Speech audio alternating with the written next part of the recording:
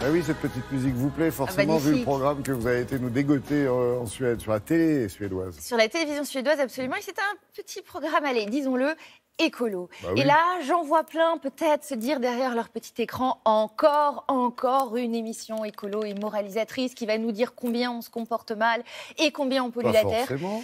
Alors pas forcément, mais en tout cas pour ceux qui peuvent éventuellement se dire ça et se dire on en a assez, la réponse est oui, mais parce que c'est le cas, parce qu'on pollue et parce qu'on se comporte mal. Voilà. Et des émissions moralisatrices, c'est vrai qu'on peut en avoir assez, mais là, les Suédois font fort, ils sont originaux, et puis ils ne font pas que nous moraliser, d'ailleurs, ils le font très peu, ils sont dans l'action, exactement. Et vous allez voir que ceux qui passent à l'action ne sont pas totalement des anonymes.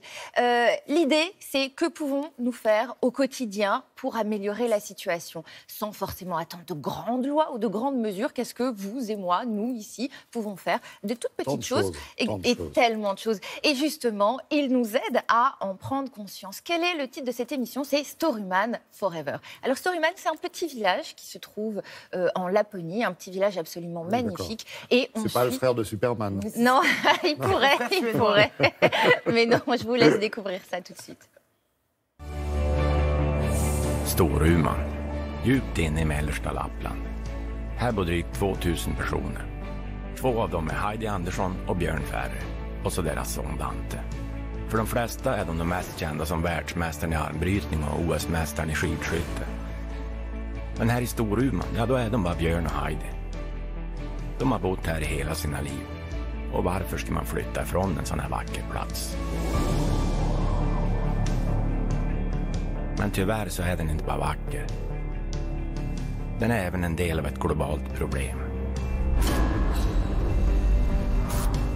Ett problem som alla känner till. Men som nästan ingen gör något åt.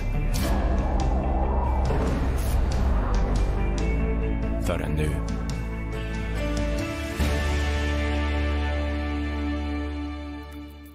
Belle mise en scène, belle mise en scène. Ah bah c'est une très belle mise en scène. Les images sont jolies, et puis c'est saisissant, c'est calme, c'est serein.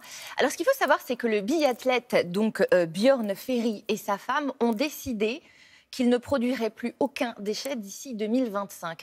Dans cette entreprise personnelle, voilà, c'est une décision personnelle, mais ils essayent d'embarquer avec eux, donc les habitants de leur village. Ils vont faire ce qu'ils peuvent. Vous allez voir que le chemin est long.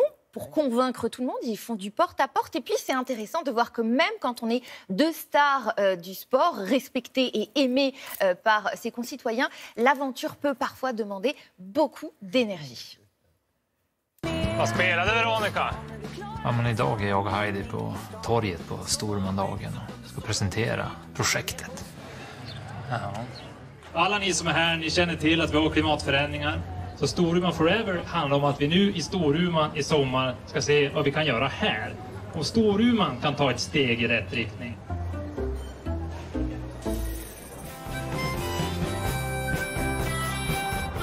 Du bor i ett småhus, det är ju ingen fler bostadshus. Hur många bor i bostaden? Ja, vi har sett väl 3. Ja. Det är ju lite olika. Hur många portioner kött? 100 gram äter du per vecka. Ja, det jag tänkte vi... Det här tar ju hela dagen. Ja, men vad då, byxor och jeans? Okej då, hur mycket ätbar mat slänger du per vecka?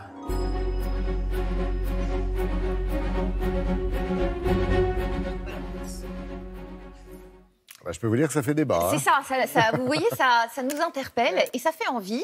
Et pourquoi pas? Et pourquoi pas? Donc en fait, ils font le bilan, combien vous avez produit de déchets jusque-là, est-ce que vous allez pouvoir économiser dans le reste, voilà. Et voilà. Pas quand je bois.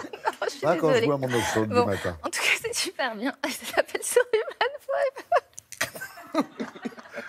Mesdames, Messieurs, il est 8h37 et nous avons perdu Anissa qui nous avait offert un joli programme. Comment se débarrasser de ces déchets. Suite au prochain épisode. Merci Anissa, merci Sarah, merci Frédéric. On a appris plein de choses et on a bien rigolé grâce à vous.